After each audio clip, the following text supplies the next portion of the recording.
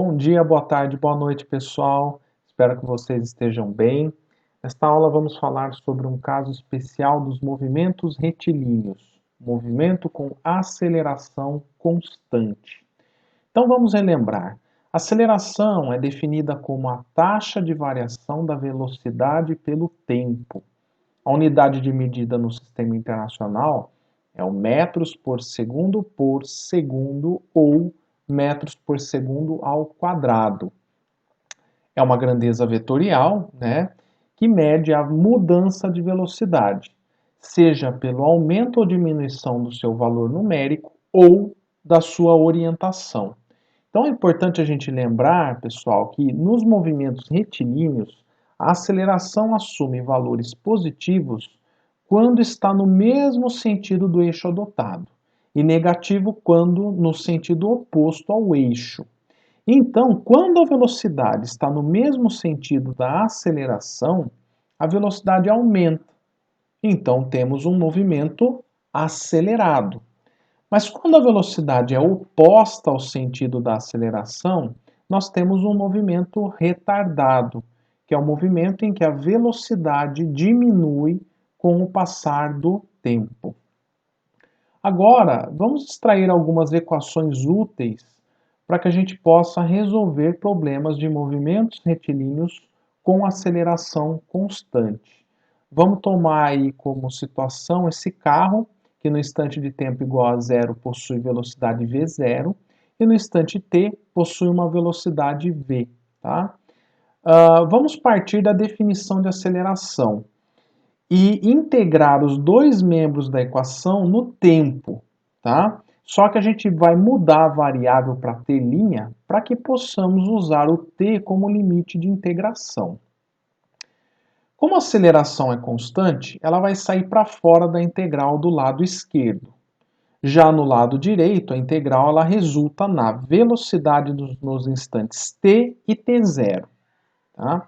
Então, calculando a integral do lado esquerdo, muito simples, ela vai resultar em a vezes t menos t0, que é zero, né? E a partir disso isolamos o v de t, né? Então nós vamos ter a velocidade em função do tempo dada por v0 mais a vezes t. Como era de se esperar, né, a velocidade varia linearmente com o tempo, né? Uma função afim, tá? Como exemplo dessa situação, vamos supor um corpo com aceleração constante de 2,5 metros por segundo ao quadrado.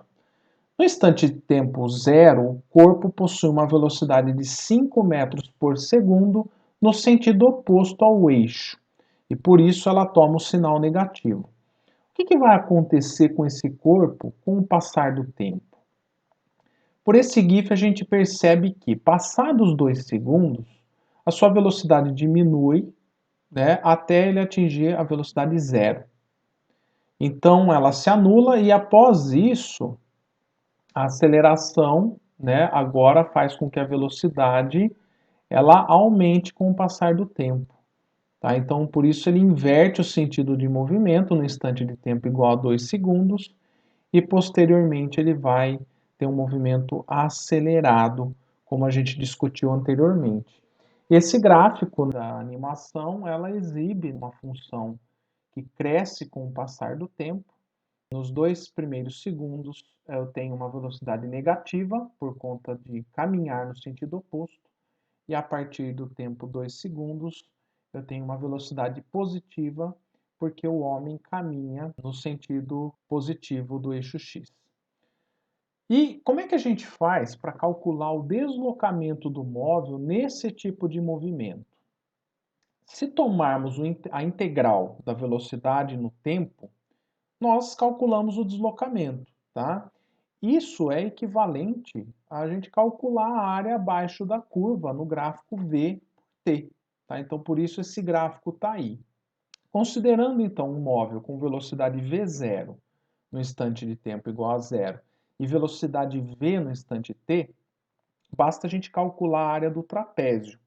Bom, ela é a base maior, que é v, mais a base menor, que é v0, vezes a altura, que é o intervalo de tempo ΔT, dividido por 2.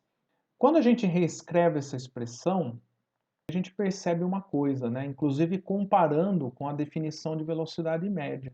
A gente vê que essa soma da velocidade inicial mais a final dividido por 2 é a velocidade média do móvel, dentro desse intervalo, né? Então, essa expressão, ela ajuda, né? Ela facilita resolver alguns problemas, inclusive porque ela envolve o deslocamento do móvel nesse período.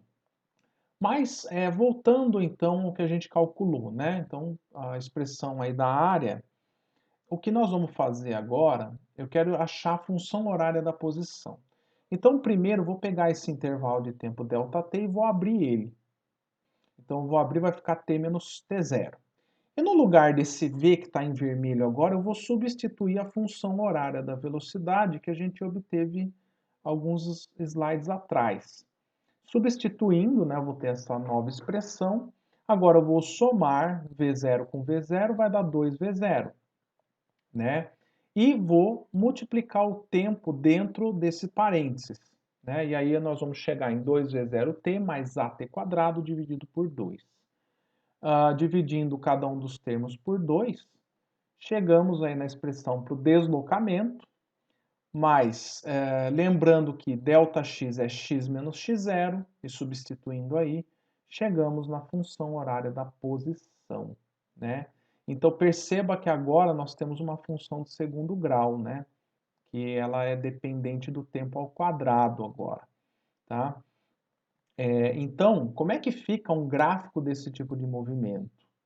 Né? Então é interessante a gente ver esse GIF aí que mostra um carro vermelho com movimento uniforme, velocidade constante, e o carro azul no movimento com aceleração constante. A gente percebe aí no primeiro gráfico, né, de x por t do carro azul, que agora a gente tem uma função, né, quadrática. Né? Já o carro vermelho é uma função linear. Tá? A gente vai ter a função linear no carro azul para velocidade. Tá? Então é uma função crescente, né, já que a velocidade cresce. E a aceleração, como ela é constante, eu tenho uma linha reta aí. Tá? Então é interessante os gráficos, né, a gente entender como são os gráficos dos movimentos com aceleração constante. Uma última equação que é bastante útil é a equação de Torricelli, tá? Porque ela não envolve o tempo na expressão dela. E ela nos ajuda a resolver uma série de problemas também. Para chegar nela, eu vou usar essas duas expressões que nós obtivemos anteriormente, tá? Então, a primeira é da velocidade média e a segunda é a definição de aceleração, tá? Então, o que eu vou fazer é isolar o tempo da equação e substituir na primeira expressão, tá? Fazendo essa substituição e trabalhando um pouco a álgebra aí, nós vamos chegar nessa equação, vamos expandir aí esse termo, né? Então, a gente tem aí agora v quadrado menos v0 ao quadrado igual a 2a delta x, isolando a velocidade ao quadrado. Então, chegamos na equação de Torricelli. Ela nos ajuda a resolver uma série de problemas, tá? E vocês já devem ter visto ela no ensino médio. Bom, então aí nós temos um resumo, né, das equações que nós deduzimos até agora. E lembrando, importante, elas só são válidas para movimentos com aceleração constante, tá? Então, até nos livros de ensino médio, né, essas equações, elas são equações dos movimentos retilíneos uniformemente variados, tá bom? Então é importante guardar essa informação, tá? Um exemplo desse tipo de movimento, um exemplo prático, né, é o da queda dos objetos sob a ação da gravidade. Mas é claro que dependendo da massa, do formato do objeto, da altura da queda, a resistência do ar interfere significativamente na velocidade e na trajetória do objeto. Como a gente vê aí nesse GIF, que para pena não dá para a gente considerar que é um movimento retilíneo uniformemente variado. Tá? Porém, se a gente conseguir reduzir drasticamente o ar, os objetos ficam sob a ação exclusiva da gravidade local e caem na Terra com aceleração de aproximadamente 10 metros por segundo a cada segundo. Então, aí fica um vídeo, né, mostrando uma câmara de vácuo, né, onde uma bola de boliche e as penas caem juntas, tá? Então, se conseguimos eliminar a resistência do ar, é isso que a gente observa na prática, tá? O que isso significa para nós, né? Significa que a cada segundo, a velocidade dos objetos aumentam em 10 metros por segundo. Tá? Então, se a gente solta os dois objetos no instante de tempo igual a zero, então elas têm velocidade zero, né? Passados 1 segundo, a velocidade é 10. Mais 1 segundo, 20. Mais 1 segundo, 30. E assim por diante. Tá? É claro que aqui eu arredondei, tá? Mas é importante vocês saberem que a aceleração da gravidade terrestre é de aproximadamente 9,8 metros por segundo ao quadrado, mas ela varia, né, ao longo da superfície da Terra, tá bom? Então, se a gente reescrever as equações do movimento retilíneo uniformemente variado para os casos de queda livre, ou seja, sem ação da resistência do ar, nós temos essas equações, né, onde a parte em azul mostra que eu substituí a aceleração por menos g, já que o nosso eixo y agora ele aponta para cima, tá? E como a aceleração da gravidade é para baixo, então aparece o sinal de menos aí. Se nós adotamos o eixo dessa forma, quando o objeto estiver subindo, a velocidade vai ser positiva. Quando ele estiver descendo, a velocidade é negativa, tá bom? Então vamos ao exemplo 1, pausa esse vídeo para tentar responder. Qual dos gráficos de velocidade versus tempo corresponde ao gráfico de aceleração versus tempo mostrado ao lado? Então nós vemos que a aceleração inicialmente é positiva e depois ela é negativa. Sendo assim, num gráfico de v por t, como a aceleração ela é a derivada da velocidade, ela vai ser crescente nesse primeiro intervalo de tempo e depois decrescente. Então, o gráfico que mostra esse comportamento é o gráfico D, né? E inclusive a gente vê aqui que até esse instante de tempo aqui, ó, a velocidade aumenta. Quando a aceleração inverte o sentido, a velocidade passa a diminuir. Tá? Então, resposta D. Exemplo 2. Pausem o vídeo para tentar responder. Você joga uma bola verticalmente para cima, a bola se move para cima, atinge o ponto mais alto e finalmente cai de volta para a altura inicial. Qual dos gráficos a seguir representa a aceleração e velocidade em função do tempo ao longo de todo o processo? Bom, pessoal, então, adotando como sempre, né, o eixo y para cima, a gravidade é contrária, né? Então, a aceleração tem que ser negativa. Quanto à velocidade, ela vai ser, né, primeiramente, positiva quando ela estiver subindo, certo? Atinge o ponto mais alto, a velocidade se anula aqui em cima. E durante a descida, a velocidade é negativa. Então, o gráfico que melhor representa a velocidade em função do tempo é esse aqui, ó, velocidade positiva, zero e depois negativa. E a aceleração da gravidade, ó, constante e negativa. Por isso, resposta B. Exemplo 3.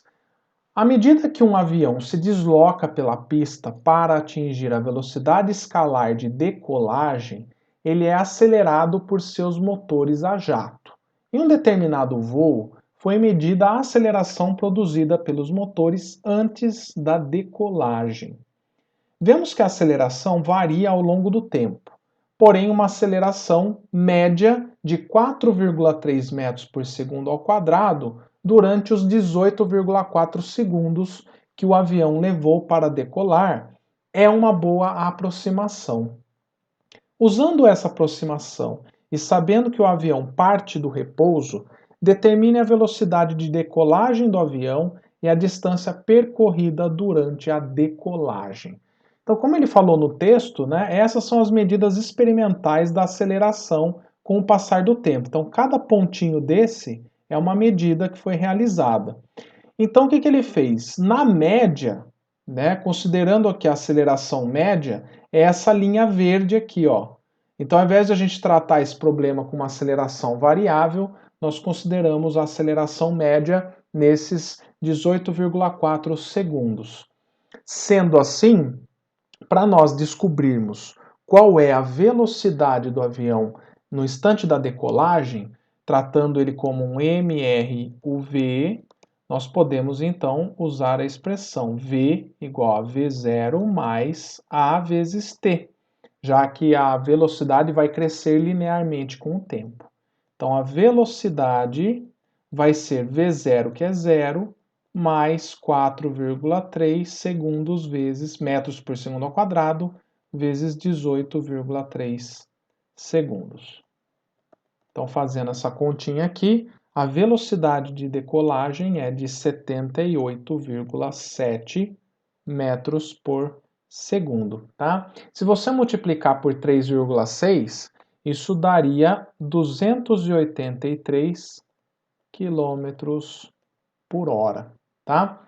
Arredondando o nosso resultado para dois algarismos significativos, então ficaria 79 metros por segundo.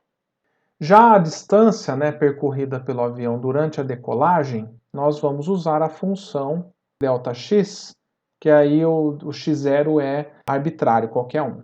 Então, ΔX vai ser V0 vezes t mais AT ao quadrado sobre 2. ΔX. Velocidade inicial é zero, então esse termo se anula. Aceleração 4,3 vezes 18,3 ao quadrado, dividido por 2. Logo, o deslocamento do avião vai ser de aproximadamente 720 metros. Escrevendo isso aqui com o número correto de algarismos significativos, ficaria 7,2 vezes 10 à segunda, tá? Mas eu vou deixar assim mesmo.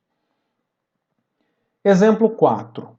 Um carro viaja com velocidade de 90 km por hora num trecho retilíneo de uma rodovia, quando subitamente o motorista vê um animal parado na sua frente. Sabe-se que o tempo de reação do motorista foi de 0,6 segundos. Ele freia o carro a uma taxa constante de 5 metros por segundo ao quadrado e mantém sua trajetória retilínea. Se o animal estava a uma distância de 80 metros quando foi avistado e manteve-se em repouso, o motorista atingiu o animal? Então, esquematizando essa situação, o móvel inicialmente possui uma velocidade de 90 km por hora, que convertendo em metros por segundo, né, dá 25 metros por segundo. Então, o carro, né, nesse primeiro trecho, ele vai percorrer um deslocamento ΔX1 no intervalo de tempo de 0,6 segundos.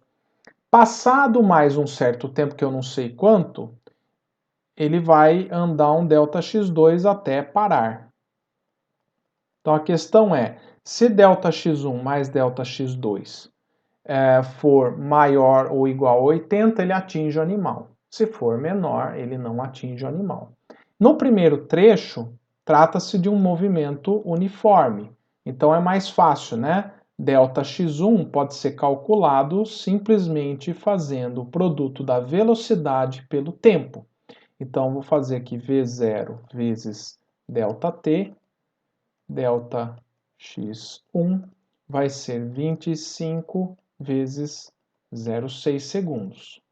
Esse primeiro deslocamento vai dar 15 metros. Já no segundo trecho, é um movimento uniformemente variado, né? Ou retilíneo uniformemente variado. E aí aqui a gente tem duas equações para usar que nos fornecem a posição ou deslocamento.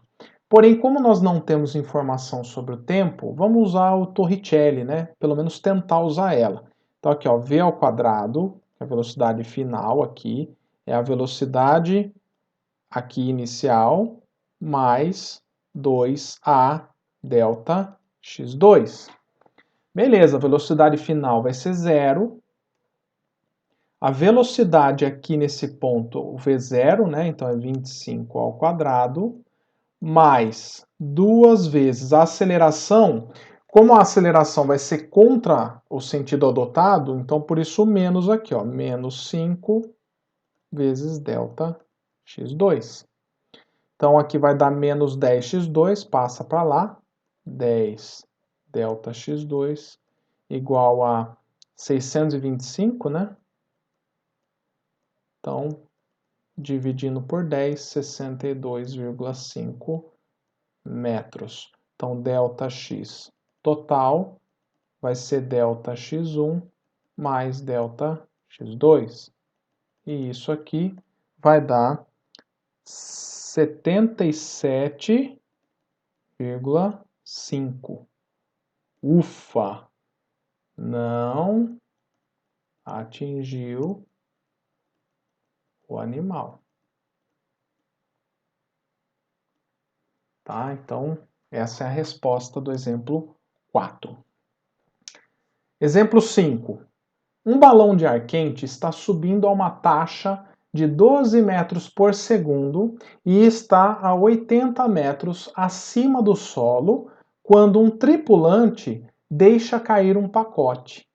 Quanto tempo leva para o pacote atingir o solo? E item B, com que velocidade atinge o solo? Então, para começar, a gente faz um desenho esquemático da situação, colocando um eixo, a origem no chão, e aqui o balão, né, no momento em que se solta o pacote, ele está a uma altura de 80 metros. No referencial do balão, a velocidade do pacote é zero, porque ele é abandonado, ele é solto. Porém, para um observador da Terra, que está parado, né, no solo, vai ver esse pacote com a mesma velocidade inicial do balão, que é de 12 metros por segundo, verticalmente para cima. Então, por isso ó, que o V0 ele é para cima com 12 metros por segundo. Tá? E aí, a partir do tempo zero, esse pacote vai subir, atingir a altura máxima e vai cair sob a ação da gravidade. Então, para nós encontrarmos o tempo de queda do pacote, nós podemos usar a função horária da posição em y, né? Então, aqui eu vou ter que y é igual a um y0 mais v0 vezes t menos gt ao quadrado sobre 2. A altura final, pelo nosso eixo que aqui nós adotamos, vai ser zero, porque ele vai atingir o solo. O y0 foi dado, é 80. O v0 é 12 vezes t menos 9,8 t ao quadrado sobre 2. Vocês já estão vendo que nós vamos chegar numa equação de segundo grau, né? Aí eu vou reescrever, né? Se nós dividirmos isso aqui por 2 vai dar 4,9 e eu vou dividir essa equação por menos 4,9, tá? Para simplificar e chegar na seguinte equação de segundo grau, que é t ao quadrado menos 2,45t menos 16,3. Isso é igual a zero. E aí, resolvendo essa equação, nós vamos chegar em 2 instantes de tempo. Um T1 que vale 5,4 segundos, já arredondado para 2 algarismos significativos, e um T2 que é menos 3 segundos. Porém, nós vamos jogar fora esse instante de tempo aqui, visto que é o seguinte, essa equação aqui ela vale para qualquer t, né, do ponto de vista matemático. Porém, do ponto de vista da física, aqui do problema, essa equação ela vai passar a valer só a partir do tempo igual a zero. Então, qualquer tempo antes de zero não faz sentido nesse resultado. Então, por isso aqui que a resposta é 5,4 segundos, tá? Então, esse é o tempo de queda. Para descobrirmos a velocidade com que o pacote atinge o solo, aí basta usar, né, que V é igual a um V0 menos G vezes T. Aí a velocidade com que ele vai atingir o solo vai ser a inicial, que é 12, positivo, né, porque ele inicialmente está para cima, menos 9,8 vezes o tempo, que nós acabamos de achar, que é 5,4. Tá? E aí, fazendo essa continha, o resultado dá menos 41 metros por segundo. Esse sinal de menos, então, representa que a velocidade está verticalmente para baixo e com um módulo valor de 41 metros por segundo. Com isso, a gente finaliza essa aula de hoje. Espero que vocês tenham gostado, tenham entendido a matéria. Então, até a próxima aula.